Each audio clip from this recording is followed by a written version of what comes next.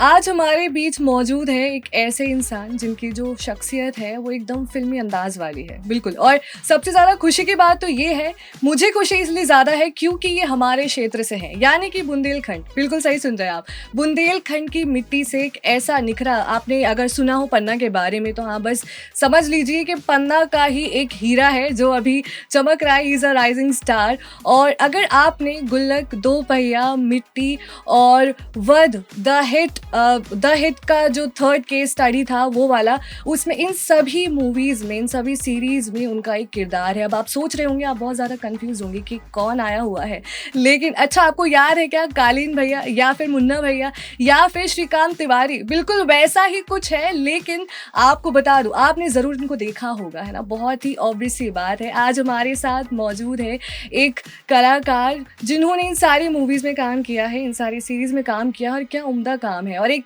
Simple अक्षरों में अगर बोलूँ, सिंपल शब्दों में अगर मैं बोलूँ, तो इनका जो काम एकदम देसी अंदाज वाला था। जी हाँ, आज हमारे साथ यहाँ पर हमारे स्टूडियो में प्रांजल पटेरिया। रेडियो इप्सा 91.2 FM पर मैं हूँ आरजे अदम्य और आप सभी सुन रहे हैं खास बात। और आज के जो खास मेहमान हैं वो असल में बहुत ज़्यादा खास है, बिल्कुल, जिनका नाम है प्रांजल पटेरिया। तो सबसे पहले तो प्रांजल, आपका वेलकम है यहाँ पर। कैसे हैं आप? Thank you so much. और बहुत बढ़िया, एकदम मजे में। तो अभी कैसा लग रहा है आपको?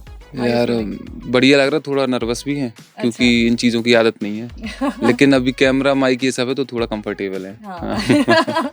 उसकी आदत थोड़ी ज़्यादा, उसकी आदत ज़्यादा है वो। वही। तो अभी सबसे पहले तो आप ये बताइए कि मैं बहुत ज़्यादा एक्साइटेड हुई जानने के लिए कि ये मूवीज़ में आना, एक्टिंग करना, ये हमेशा से एक प्लान था या फिर एक रैंडम डिसीजन या कोई ऐसा टर्निंग पॉइंट आया आपकी लाइफ में जहाँ पर ये स्टार्ट हुआ? नहीं, ये शुरुआत से ही था। 6th या 7th में थे तो पहला नाटक करा था अंधेर नगरी चौपट राजा।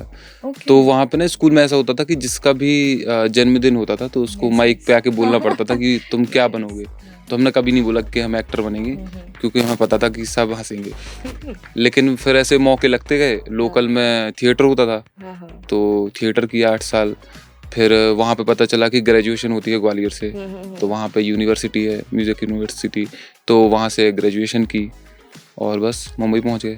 Wow, that's really nice. वैसे मैंने सुना है कि आप काफी शरारती थे। हाँ, कुछ ज्यादा। तो जो ज्यादा शरारत लोग होते हैं वही क्रिएटिव होते हैं। बिल्कुल, एग्जैक्टली। मैं वही बोलने वाली थी कि जो कलाकारी में थोड़ी सी शरारत तो जरूरी होती है ना।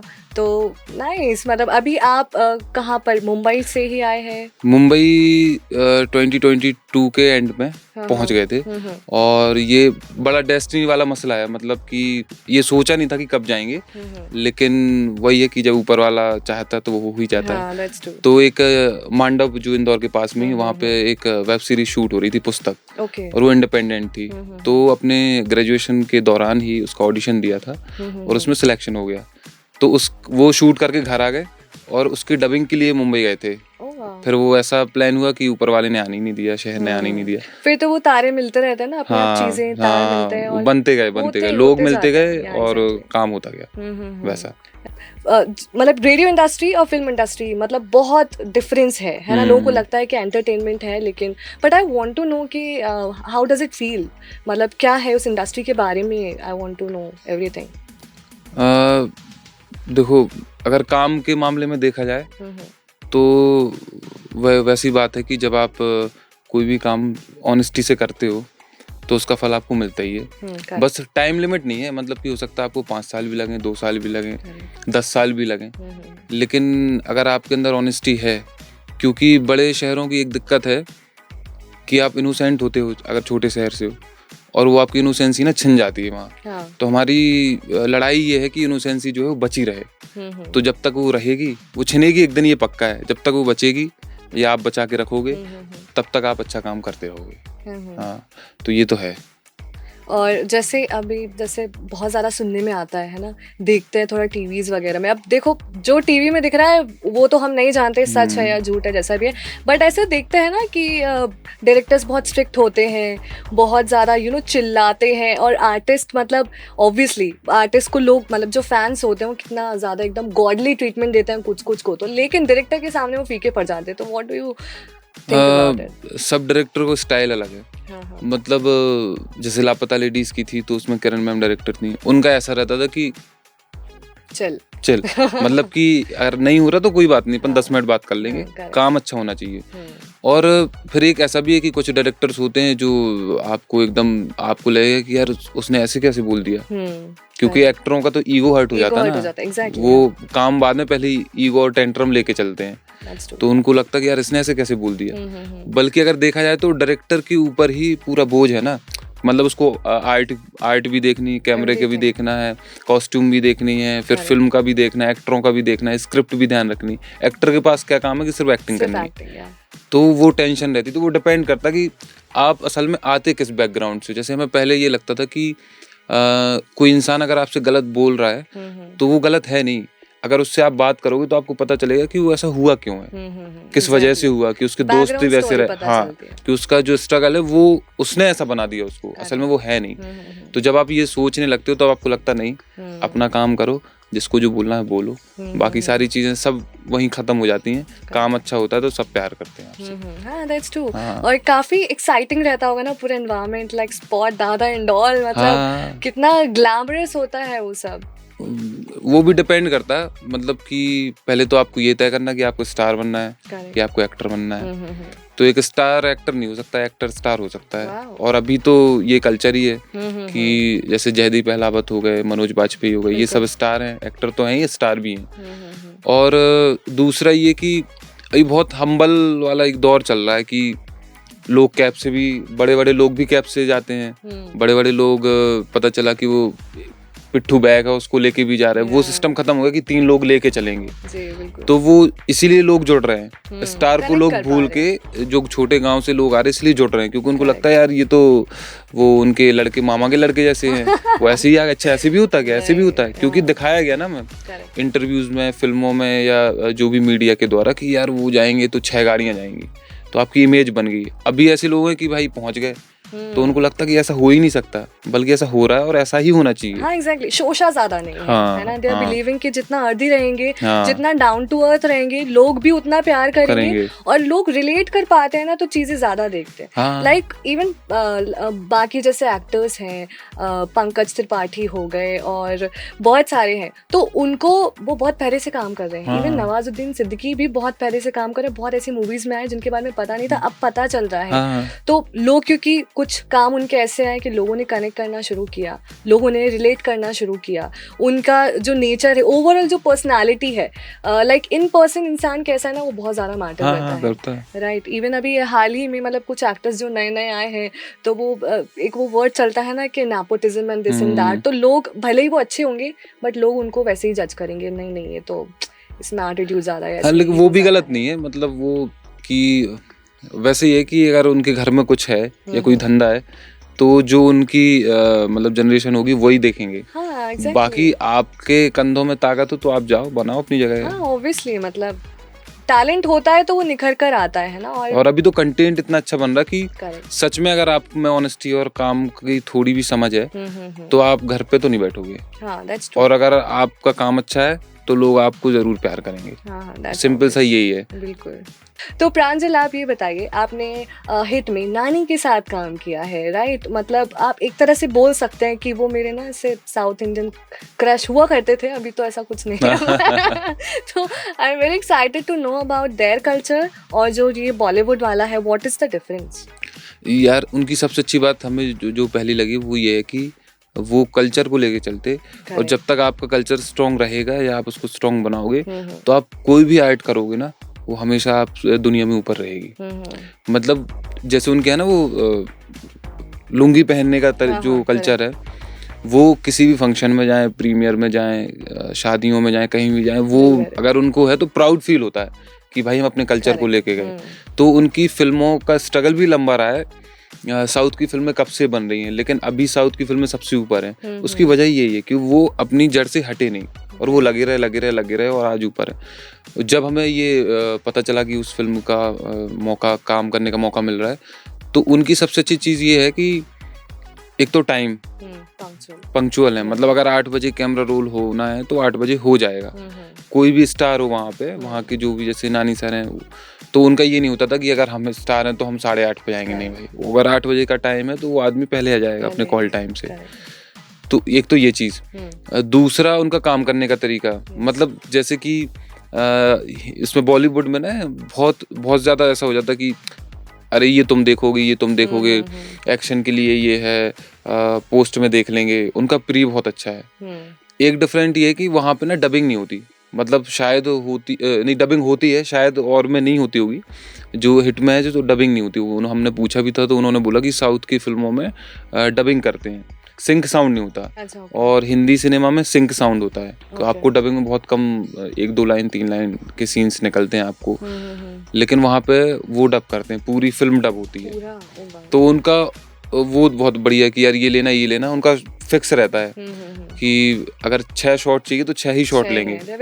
हाँ, अपने इधर पे ये है कि अच्छा 6 शॉट हो गए, अभी आधा घंटा है क्या पैकअप को, 2-3 और ले लेते हैं, एक ये भी है। हाँ। तो वहाँ का ये कि अगर आपका 2 घंटे का काम है तो आपको 2 घंटे बाद बोल देंगे भाई आपका पैकअप है, आप जा सकते हैं। इधर पे तो ऐसा है कि आपको पता चला कि सुबह 6 से 6 शाम को 6 की शिफ्ट है आपकी, तो 6 बजे बुला लिया और पता चला आपको 4 बजे शाम को सीन लग रहा है। लेकिन इनकी भी गलती नहीं है, और उसमें ये भी होता कि आपकी लोकेशन कहीं और है, हो सकता है उसकी परमिशन नहीं है, या पता चला कि मॉनसून की वजह से या टेक्निकल इशू कुछ हो गया, तो अगर आपको उन्होंने बोला कि ये सीन है आपका, फिर वो शिफ्ट हो गया और आपको बोला कि आप चले गए और पता चला आपकी फिर ज़रूरत पड़ गई, हो सकता है किसी सीन में आपको ऐड भी कर दें। तो मतलब ये भी सही है, वो भी सही है, टेक्निकली थोड़ी वो ज़्यादा स्ट्रॉन्ग हो गए, तो इसलिए लोग ज़्यादा अच्छे से देख रहे हैं। और सबसे अच्छी एक चीज़ ये लगी थी हमें, जो स्पॉट वाले वहाँ पे होते या जो भी डिपार्टमेंट के लोग, उन सब लोगों को ये पता है कि ये जो इंसान सेट पे आया है ये एक डिपार्टमेंट का हिस्सा है उस शिफ्ट के दौरान। और उसके बाद वो किसी का भाई, किसी का पति, किसी का बेटा है। तो वो जो ट्रीटमेंट वाला कल्चर है ना कि एकदम अन्ना वाला, तो वहाँ बड़ा भी हो, स्टार हो या छोटा भी हो, वो सबको ही अन्ना करके रिस्पेक्ट से बात करते। तो वो जो अपनापन है ना, तो वो फील वहाँ पे होता है। मतलब हम तो बहुत लेना ही देना ही नहीं है वहाँ पे कोई, और हम गए तो हमें भी ऐसा लग रहा था कि यार इधर ही शिफ्ट हो जाए क्या, इस इंडस्ट्री में काम कर लेंगे। वो लोग भी बहुत शांत और पॉइज्ड होते हैं, कल्चर से भी जुड़े हुए हैं। और ये जो आप जो टेक्निकल चीज़ें वो उनकी बता रहे हैं वो अच्छा भी है, क्योंकि जो एक्टर्स होते हैं उनके लिए भी थोड़ा इजी, थोड़ा स्ट्रेसफुल कम होता है, बिकॉज दे नो कि हाँ हमें इतना काम करना है इतनी ड्यूरेशन में, है ना, कुछ एक्स्ट्रा काम नहीं, लोड नहीं है, तो काम एकदम स्मूथली होता है। और उनका प्री वर्क जैसे आपने बताया कि अच्छा होता है, तो ऑफ कोर्स वो ज़्यादा बेटर होता है। तो इम्प्रोवाइजेशन की ज्यादा गुंजाइश नहीं होती, क्योंकि प्रैक्टिस अच्छी हो रही होती है। और अभी तो अपने इधर भी बहुत सारे जैसे नए जो इंडिपेंडेंट फिल्म मेकर्स आ रहे हैं या बड़े फिल्म मेकर्स हैं जो बहुत बड़े हैं, जिनका काम की लगता है कि यार इनकी फिल्म आई है तो वो तो देखनी है, तो उन लोगों ने ये कल्चर चेंज किया है। और वो हो रहा है धीरे धीरे, थोड़ा बहुत बचा है तो वो भी हो ही जाएगा। इवन मेरे कुछ फ्रेंड्स थे, दे वर साउथ इंडियन, तो उस टाइम पर पुष्पा आई हुई थी पहली वाली, उनकी पूरी family like you won't believe, first day first show देखने गए, और पूरा जितना खानदान था सब लोग देखने गए वहाँ पर। और वहाँ पर ऐसा होता है कि मतलब कोई भी मूवी है, कोई भी स्टार हो, वो इतनी रिस्पेक्ट देते हैं, गॉडली ट्रीटमेंट मिलता है वहाँ के जो स्टार्स हैं, लोग इतना ज़्यादा प्यार करते हैं और सपोर्ट बहुत ज़्यादा करते हैं उनको। ये ज़्यादा प्रमोशन और इन चीज़ों की उतनी ज़रूरत पड़ती नहीं, क्योंकि लोगों से ही इतना प्यार मिल रहा होता है, तो वो चीज़ बहुत ही। जैसे साउथ में ना कि कन्नड़, तेलुगु, तमिल, मलयालम, साउथ बोलो तो ये सारे रीजनल सिनेमा उसमें इन्वॉल्व हैं। आप बॉलीवुड या हिंदी बोलो तो उसमें भोजपुरी या यूपी या एमपी या जो भी रीजनल सिनेमा एक तो ज़्यादा है नहीं है, तो उनका इन्वॉल्वमेंट नहीं है। हिंदी या बॉलीवुड का मतलब कि जो मुंबई से फिल्में बनती हैं, तो एक ये ड्रॉबैक है इधर का। अगर ये इन सब लोगों को इन्वॉल्व कर लें तो आपका जो स्केल है वो बड़ा हो जाएगा ना, तो लोगों को ज़्यादा काम भी मिलेगा और आप भी इम्प्रूव करोगे। तो ये मसला तो है थोड़ा, लेकिन ठीक है, सुधर जाएगा धीरे धीरे। धीरे धीरे आ जाएगा। सबसे ज़्यादा एक्साइटिंग चीज़ जो मुझे लगती है ना, या जो एक्टर्स के लिए होती है, वो है रिकॉग्निशन, है ना। आप कहीं जाते हैं, लोग टकरा गए, और कभी कभी तो ऐसा होता है कि अरे आप तो वो थोड़ा ये वाली सिचुएशन क्रिएट हो जाती है ना, बस नाम मुंह पर होता है बट दिमाग से निकल जाता है। तो ऐसा कभी आपके साथ हुआ है? होता है, तो ज्यादातर तो अगर ऐसा होता तो हम बोलते कि हम तो है नहीं वो। ऐसा पता नहीं, मतलब हमें लगता कि जैसे हॉलीवुड का कल्चर ये है ना कि अगर वहाँ का कोई भी स्टार हो और वो किसी कैफे में बैठ के सिर्फ कॉफी भी पी रहा हो, तो वहाँ के जो लोग हैं वो परेशान नहीं करते। और अगर कोई भारतीय होगा वो जाएगा सर एक फोटो, और पता चला कि वो पढ़ रहा है, सोच रहा, कुछ कर रहा है, तो हमें लगता कि ये मतलब वैसे है कि एक जॉब की तरीके से देखते हैं हम कि एक जॉब है जिस पे आपको जाना है, अपना काम करना है, घर आ जाना है, करेक्ट। उसको इतना हाइप देने की जरूरत है नहीं। तो हमें कई बार ऐसे, अभी हम मुंबई में अलीबाग घूमने गए थे, तो वहाँ पे एक कोई प्रोफेसर थी कॉलेज की, तो जी। उन्होंने बोला कि हमने तो तुम्हें देखा है, तो एक भैया भी साथ में थे, तो हमने कहा वो आपसे कुछ कह रहे हैं, कह रहे यार नहीं हम तुमसे कुछ कह रहे हैं। हमने कहा हम बताइए ना आप। कह रहे हमने तुम्हें देखा है। हमने कहा हाँ देखा होगा, मुंबई में इतनी बड़ी जगह। फिर वो उनको एकदम से याद आ गया कि अरे हमने आपको दोपहिया में देखा। हमने अच्छा थैंक यू। और हमें ये लग रहा कि बस हाँ करेंगे एक फोटो। हमने कहा हाँ ठीक है। हाँ, एक वो ऑकवर्ड सा वो हो जाता है कि अब क्या जवाब दूं मैं इसका। हाँ देखा है तो अच्छी बात है, हाँ चले जाओ देख के वापस से। नहीं मतलब वो नहीं, लेकिन फिर भी लगता कि मतलब इतना होना नहीं चाहिए। हाँ एग्जैक्टली कि एकदम, क्योंकि वो बनाया है ना, वो पर्सपेक्टिव बना दिया गया ना दिमाग में, करेक्ट कि लोगों को लगता कि यार जो टीवी पे आता वो सामने कैसे हो सकता है। करेक्ट या क्योंकि जब टीवियां कम थी शुरुआती दौर में, तो कोई दिख जाता था तो वैसा लगता था ना कि भगवान। आकाशवाणी वाली बात भी कि अगर जिसकी आवाज सुनूं उनको लगता था गांव में कि भगवान ही बात करते हैं। हाँ, exactly. तो वही, वो जितना नॉर्मल है उतना नॉर्मल रहने दो। हम जितने बड़े लोग हैं सब सब्जियां लेने भी जाते हैं, सब बाहर जाते हैं, सब कुछ करते हैं। तो वो अपनापन जो वो एकदम से ऐसा बदल गया ना, तो वो नहीं होना चाहिए। वो भैया नॉर्मल, मतलब ग्राउंडेड। हाँ वो रहना ही चाहिए। हाँ ऑब्वियसली हम्बलनेस तो होनी ही चाहिए, है ना। वही काम आती है आगे आने वाले टाइम पर भी। आप इतने लोगों से मिलते हैं और बहुत सारे मतलब एक्सपीरियंस आते हैं हमारी लाइफ में। तो इज इट समथिंग जो आपने सीखा है और this is how you are, this is real Pranjal, और यू आर लर्निंग दिस, कैसा रहना चाहिए? नहीं मतलब हमें तो ये पसंद ही है, मतलब अच्छा, वो तो ऑर्गेनिक ही है। हाँ बस ये कभी कभी फायदा हो जाता कि आप कहीं किसी बड़े डिपार्टमेंट में गए, किसी बड़े अधिकारी से मिले, कुछ है तो चीज़ें थोड़ा आसान हो जाती कि उनको ऐसे बोल दिया कि कौन आ रहा है, ये आ रहा है, ये है, तो उनको लगता कि अच्छा हाँ ठीक है। तो वो थोड़ा सा है।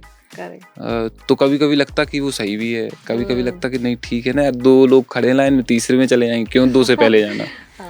तो वो डिपेंड करता। बाकी लेकिन जितना नॉर्मल रहना चाहिए उतना ही अच्छा है, क्योंकि नॉर्मल जो लोग मतलब इस ऐसे फील्डों में, आर्ट की फील्ड में जाना चाहते होंगे, तो जब आप नॉर्मल रहोगे ना तो उनको ये पता चलेगा कि ऐसे नॉर्मल रह के भी हम भी जा सकते हैं। तो वो नहीं हुआ कि यार खूब पैसे चाहिए ये या वो। तो बस वही हम्बल रहो, बढ़िया काम करो, खुश रहो और घूमते रहो, so that they won't think कि कोई सोर्सेज लगे हैं। मतलब आप भी कर सकते हैं। हाँ है ना, दिस इज नॉट समथिंग कि कुछ बिल्कुल कुछ परे ही है ना, ऐसा नहीं है। हाँ तो ऑब्वियसली मतलब यही लोगों को सिखाती भी है ना। और ऐसे ही लोगों के एक्सपीरियंसेस है जो लोगों के काम आते हैं। हो सकता है कि आपकी लाइफ में भी कोई ऐसे आइडल रहे हो। हाँ है, हम तो मतलब शाहरुख खान से इंस्पायर्ड हैं। हाँ।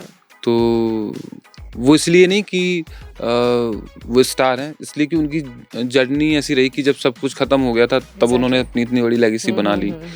तो आपको लगता है कि जब वो गए थे तब तो बहुत, उनके पास तो कुछ ही नहीं था, आपके पास तो बहुत कुछ है, तो आप और कितना ऊपर जा सकते। तो वो मोटिवेशन है। तो इसीलिए लोग बोलते भी हैं कि अगर तुम मुंबई में गए हो स्ट्रगल करने, एक्टर करने, तो भैया मन्नत के सामने एक बार हाजिरी लगा देना अपनी। तो लोग जाते भी अपने लो पॉइंट पे। हाँ तो वो तो है। या ऑब्वियसली हाँ, मतलब जितना ग्राउंडेड रहेंगे, जितना ज़्यादा आप हम्बल रहेंगे, उतना ही ज़्यादा शायद ग्रोथ आपकी लाइफ में भी होगी और आपके करियर में भी होगी। ये एक सीख है हर कलाकार के लिए, हर किसी फील्ड में जो भी लोग होते हैं, जो भी काम करते हैं। तो अभी इतनी सारी खास बातें हो गई है ना। लेकिन अभी मैं आपसे ये जानना चाहती हूँ कि अभी तक आपने सारे देसी रोल्स वगैरह किए हैं, राइट? तो अभी आगे क्या प्लान है आपका? बाप रे वैसे ना बहुत ऐसे ग्रे शेड के कैरेक्टर करना की ख्वाहिश है कि कुछ ऐसे ग्रे शेड में, ग्रे शेड का मतलब नेगेटिव में, विलेन okay. में, साइको किलर ऐसा कुछ है ना। तो जैसे तेलुगु जो फिल्म है तो उसमें साइलेंट, वो जो कैरेक्टर है वो साइलेंट किलर है, मतलब उसके बोलता नहीं है वो, लेकिन ये कि मार पीट और ये सारी, तो वो एक थोड़ा सा लगा था कि हाँ। और दूसरा जैसे क्योंकि इनोसेंट वाले जो कैरेक्टर हमने किए हैं ना, क्योंकि वो ऐसे हम हैं, तो और कॉमेडी वाली जो बात है वो उसमें भी हमें कोई दिक्कत नहीं होती। हमें कुछ एक्सप्लोर करने की ज़रूरत है। तो कुछ हैं जो कैरेक्टर्स किए हैं इंडिपेंडेंट फिल्म मेकर्स, जो दोस्त आ रहे हैं, कम्युनिटी है मुंबई में, उनके साथ हमने 3 फिल्में की हैं जो अभी आनी है। तो इंडिपेंडेंट में आपको पता है पैसे तो होते नहीं है, तो आपको मिलकर ही सारी चीजें बनानी पड़ती है। तो उससे कुछ उम्मीद है जो फेस्टिवल्स में कुछ अच्छा करके आएंगी। बाकी देख रहे हैं कुछ तो नेगेटिव आए तो फिर मजा आ जाए। नेगेटिव हाँ। तो डू यू थिंक ऐसा होता है कि जब आप जिस तरह का रोल करते हैं या जिस जॉनर का रोल आप करते हैं तो उस तरह की पर्सनालिटी होने लगती है? तो जैसे कभी कभी होता भी है, ऐसे नेगेटिव इफेक्ट्स भी आए हैं। लाइक एक जोकर हुआ करते थे, तो उन्होंने वो जोकर के रोल में इतने ज़्यादा घुस गए कि ही कमिटेड सुसाइड या उनकी डेथ, मतलब समथिंग लाइक दैट, है ना। तो ऐसी नेगेटिव चीज़ें होती है, तो उस चीज़ को ओवरकम करना मतलब कैसे करता है एक इंसान? इतना मतलब डिपेंड करता। हिंदुस्तान के सिनेमा को इतने कैरेक्टर में जाने की जरूरत है नहीं।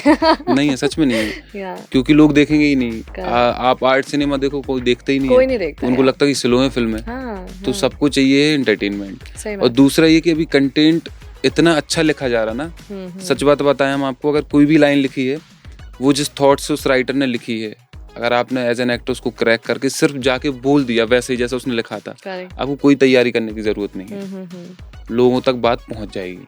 क्योंकि कंटेंट इतना अच्छा बन रहा कि लोग पहले ही जुड़ जाते हैं। कोई भी सीरीज देखो, पंचायत है वो इतनी फेमस हुई, दोपहिया भी हुई, या जो भी हमने मिट्टी भी की, वो क्योंकि उन लोगों को ये लग रहा है ना यार ये तो हमारे गांव का शो है, हमारी बात है। या उसमें जो कैरेक्टर्स है कि यार इनके मौसा जी, उनके फूफा जी, उनके भाई ऐसे, तो इसलिए लोग जुड़ जाते। तो अभी ज्यादा करने की जरूरत नहीं, ऑनेस्टी बस है। तो कैमरे में ऑनेस्टी दिखती है, वही काम आती है। आंखें सबसे पहले कैमरे में पकड़ती हैं।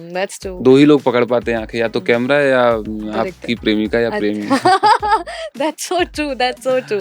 अच्छा, अभी आपने इतने सारे आर्टिस्ट के साथ काम किया, इतने सारे एक्टर्स के साथ काम किया, तो बेस्ट एक्सपीरियंस आपका किन के साथ था? लापता लेडीज सबसे बेस्ट। तो वो तो भाई मतलब कि हमारा तो ऐसा कि किरण मैम के साथ जिंदगी भर काम कर सकते। ऑन स्क्रीन तो ठीक है क्योंकि वो तो मजा ही आता है, बाकी ऑफ स्क्रीन भी। और दोपहिया में भी बहुत मजा आया, मिट्टी में बहुत मजा आया। मिट्टी के मैं 2 डायरेक्टर थे, आलोक भाई और गगन भाई, और उनके वो जो शो बनाए हैं, हम सब जो काम कर पाए हैं, वो उन दोनों के प्यार की वजह से। उनने ऐसे एकदम भाइयों जैसा फील करा के रखा, लगता ही नहीं था कि ये डायरेक्टर है।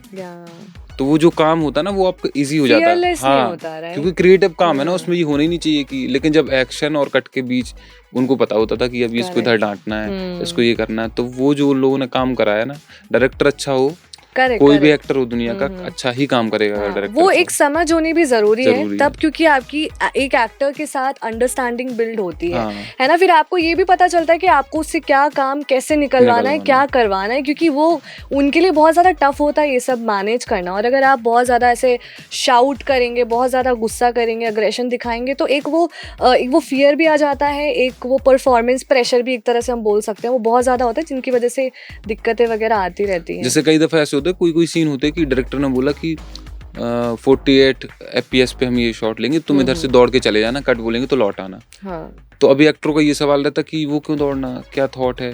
अरे भाई, वो आदमी पूरी फिल्म देख रहा है, उसको पता है कि हो सकता है वो गाने के उस पीस में वो शॉट लगाए, तो चले जाओ। कभी कभी एक्टरों का ये भी होता है, तो कभी कभी बात ना जानना भी जरूरी होती है, हर चीज नहीं जाननी चाहिए, पेशेंट होना जरूरी है। वो डायरेक्टर उसको पूरी फिल्म दिखती है, अच्छे डायरेक्टर हो तो वो आपसे करवा लेते हैं, आपको भी पता नहीं चलता कि अरे यार ये करवा लिया। तो बस डायरेक्टर की ही सुननी चाहिए। करेक्ट। हाँ, वो तो ऑब्वियस है। मतलब एक डायरेक्टर को एक तरह से हम गुरु का दर्जा दे सकते हैं कि, है ना, गुरु वो है, चेले हमें, और चेला बनना इज नॉट। क्योंकि थिएटर जो है वो एक्टरों का मीडियम है, फिल्म जो है वो डायरेक्टरों का मीडियम है। हो गया उल्टा। अभी थिएटर में डायरेक्टर को ज्यादा वो होता है कि डायरेक्टर का मीडियम है, और फिल्मों को बना दिया एक्टरों का मीडियम, बल्कि ऐसा है ही नहीं। हाँ, ऑब्वियसली वो चीज की समझ भी बहुत ज्यादा इम्पोर्टेंट, क्योंकि आप कर्म ही पूजा है बोलते हैं ना, तो उस हिसाब से अगर चीजें अलाइन रही, उस हिसाब से चीजें चले, तो काम काफ़ी आसान हो जाता है, राइट। और एक जो बहुत ही कॉमन सवाल लोगों के अंदर रहता है, और लोगों को बहुत एक्साइटमेंट भी रहता है जानने का कि अरे आपको कितने रीटेक्स लगे थे, आपको मतलब कितना टाइम लगा, तो मतलब आपके साथ कैसा था, मतलब स्टार्टिंग में कितने टेक्स लगते थे आपको? नहीं, मतलब ये डिपेंड करता है, स्टार्टिंग और एंड से मतलब नहीं है आपको। अच्छा, okay. हाँ, कि जैसे लापता लेडीज में ना कि 10-10 टेक हो जाते थे, और मेरे लिए ना वैसे पहला वैसा कुछ था कि यार, तो हम ऐसे रहते थे कि अच्छा ऐसा होता वैसा होता। आमिर सर भी आ गए सेट पे, तो पता चला उनको ही देखते रह गए। तो वैसी चीज होती थी। रीटेक का डिपेंड करता है कि कौन सा सीन है। जैसे इमोशनल सीन होते हैं तो उसमें आप ना रीटेक नहीं कर सकते, क्योंकि आपका थॉट ही खत्म हो जाएगा अंदर का, कितना रीटेक करोगे आप। तो वो एक चीज़ है। और बाकी जो पंच लाइन वाले या जो कॉमेडी वाले सीन होते, वो कई बार आप रिहर्स करते और एक टेक में हो जाता, कई बार आप बिना रिहर्स करे 10 टेक में भी नहीं कर पाते। तो वो कोऑर्डिनेशन है डायरेक्टर और को एक्टर कैमरामैन के साथ, क्योंकि आपको ये भी देखना है कि A मार्क से लेके B मार्क तक कैमरा आएगा, आपको ये लाइन यहाँ तक बोलते बोलते आना है। ये डायरेक्टर भी उसमें अपना डायरेक्टर बताएगा कि यार इसको ऐसे भी बोलना है, फिर तुम्हें उसको भी देखना भी है। फिर वो जो लाइट दादा ने सिनेमेटोग्राफर ने लाइट की है, वो लाइट भी आपको कैच करनी है, अपना मार्क भी याद रखना है।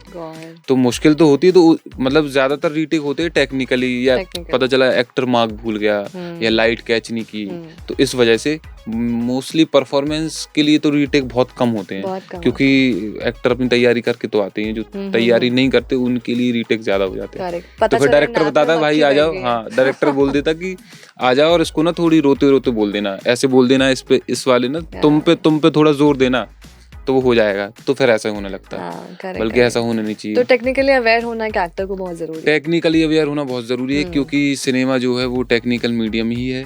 अगर आपको ये पता है कि ये लेंस लगा है और साउंड दादा बैठे हैं, ये कार्ड है, ये लाइट लगी है और ये लाइट क्यों की गई है, इस मार्क पे क्यों आना है, तो जब आपको ये पता होगा तो आप परफॉर्म करते हुए वो लाइट लोगे, परफॉर्म करते हुए सही पिच पे डायलॉग बोलोगे, तो पोस्ट का काम आसान हो जाएगा।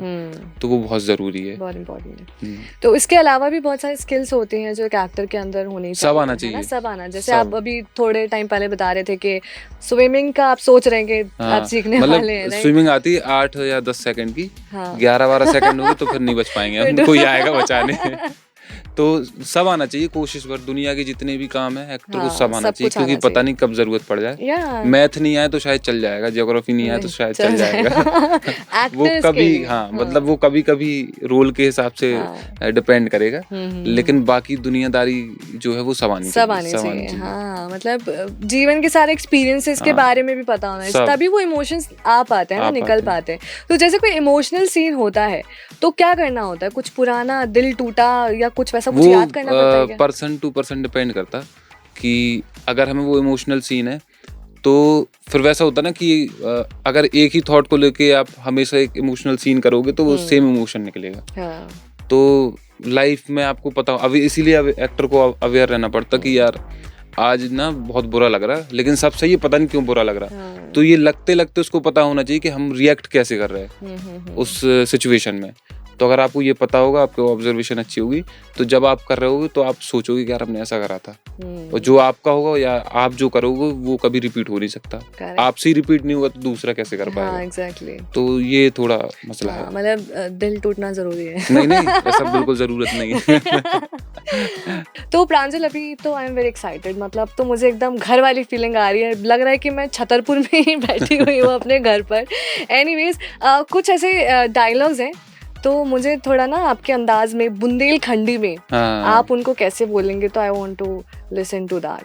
करते हैं, बताओ ना। ठीक है। तो सबसे पहले तो कितने आदमी थे ये बुंदेली में? बुंदेली। अरे रे, कितने आदमी थे?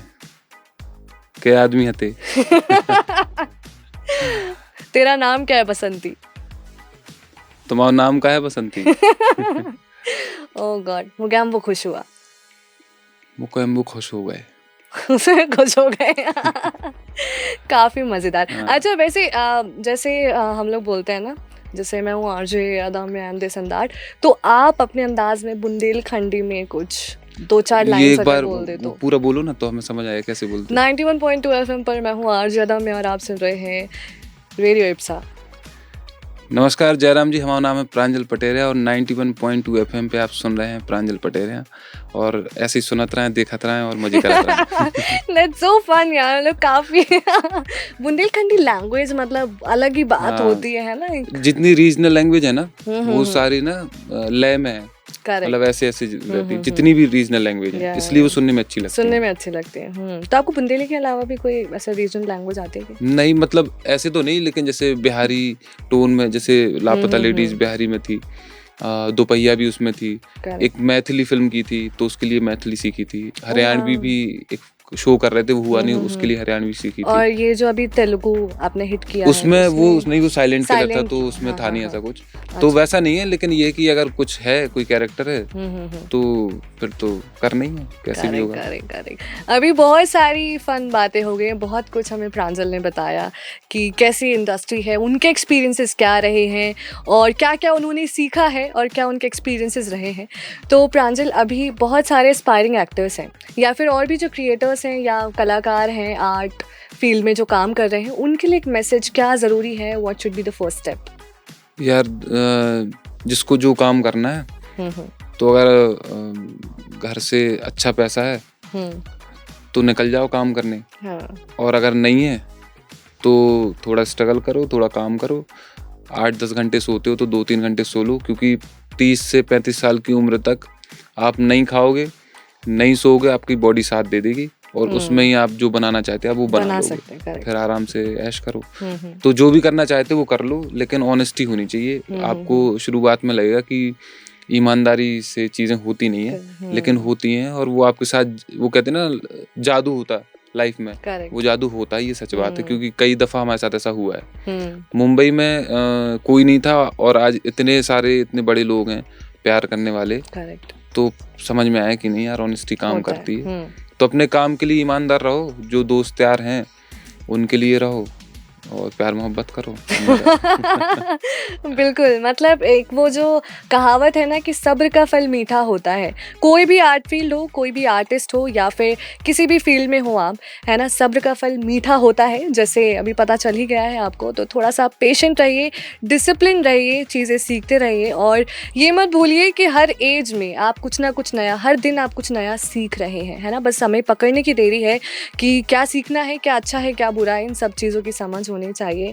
बाकी आज की जो खास बात है वो यहीं ख़त्म होती है, और ऐसे मन तो नहीं कर रहा है कि ये बातचीत यहाँ पर ख़त्म हो जाए, लेकिन थैंक यू सो मच, आप यहाँ पर आए, मतलब बहुत ही मज़ा आया, बहुत सारी चीज़ें पता चली हैं, और जो आपने चीज़ें बताई है ना वो काफ़ी ज़्यादा हेल्पफुल होने वाली हैं देखने और सुनने वालों के लिए, है ना। तो thank you so much for coming. पता नहीं था इतना अच्छा बोल लेंगे। नहीं, बिल्कुल। तो आज की खास बात यहीं ख़त्म होती है, तो आप सभी को टाटा बाय बाय, मिलते रहिए मुझे, मैं हूँ आरजे अदम्या, सुनते रहिए 91.2 FM, जो कहे दिल की बात।